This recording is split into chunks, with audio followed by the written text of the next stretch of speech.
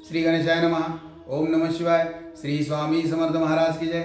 मित्रांनो नमस्कार. गाय पालन हा एक शेतीला असलेला खूप मोठा जोडधंदा आहे. गाय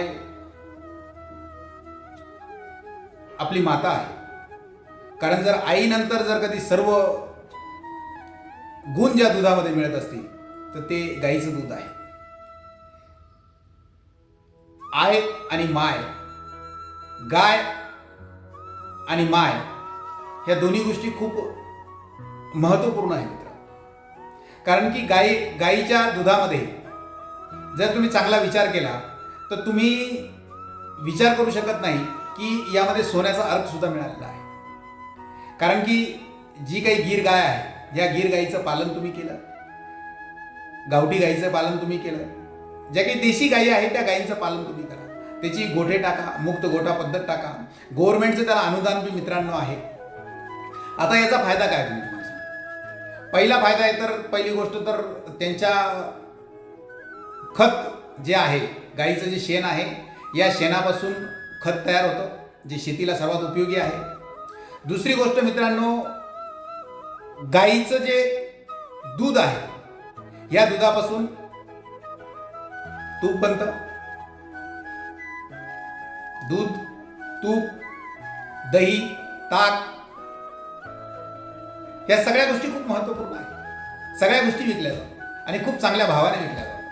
म्हणजे तुम्ही विचार करा, जर कधी गाईचं तुम्ही जर पालन केलं, दूध तुमचं 30 ते 40 रुपये लिटर जातं गाईचं असेल तर. जर तूप असेल तर 550-600 रुपये लिटर जातं. ताक असेल तर सरासरी 30 रुपये 40 रुपये लिटर जातं. जर दही असेल तर सरासरी 120 रुपये लिटरच्या आसपास जातं, किलोच्या आसपास जातं. त्याचं पनीर बनतं, ते पनीर सरासरी 300-350 रुपये किलोच्या आसपास जातं. म्हणजे सांगायचं तात्पर्य काय मित्रांनो, एका गायीमुळे किती व्यवसाय सुरू होतात हे समजणं गरजेचं आहे. आणि पूर्वी जे आहे आपल्या घरामध्ये गाईच्या शेणानं सारवलं जायचं आणि त्या सारवल्यामुळं मित्रांनो तुमचे पाय धरणी मातेला लागायचे. तुमच्या जिथे तुम्ही फिरायचे, ज्या घरामध्ये ज्या ओट्यावर शेणानं सारवलं जायचं, ज्या घरामध्ये शेणानं सारवलं जायचं, त्यामुळे कॅन्सरचं प्रमाण मित्रांनो कमी होतं. आणि जी काही गुरुत्वाकर्षण शक्ती आहे, ज्या भगवंतानं आपल्याला या भूतलावाची आकर्षण, जे काही भूमीमधून ज्या काही गोष्टी मिळतात, तर त्या गाईच्या शेणामुळे तुमच्या पायाला लागून असे काही घटक काही ॲब्झॉर्ब होत होते. त्या ॲब्झॉर्बमुळे तुमची प्रतिकारशक्ती वाढत होती, तुमचं आयुष्य वाढत होतं. असं म्हणतात की गाईच्या नुसत्या पाठीला दिवसभरामध्ये हात लावला तुमचा बीपी कंट्रोल होतो. म्हणजे तुम्ही विचार करा की गाय ही खूप महत्त्वपूर्ण विषय आहे. जर कधी गाईचं शेण असेल, गाईचं दूध असेल, गाईचं तूप असेल, गाईचं गोमूत्र असेल, गोमूत्र मित्रांनो कॅन्सरवर अतिशय उपायकारक आहे. असं म्हणतात की जर कधी तुम्ही डेली गोमूत्र जर कधी पित असाल तर येणाऱ्या कालावधीमध्ये तुम्ही चिरंजीवी तर व्हालच, परंतु तुम्हाला तुमच्या आयुष्यामध्ये कॅन्सर कधीही होणार नाही. परंतु देशी गाय गरजेची आहे. तर देशी गायीचं संगोपन होणं गरजेचं आहे. देशी गायींसाठी गोठे होणे गरजेचं आहे.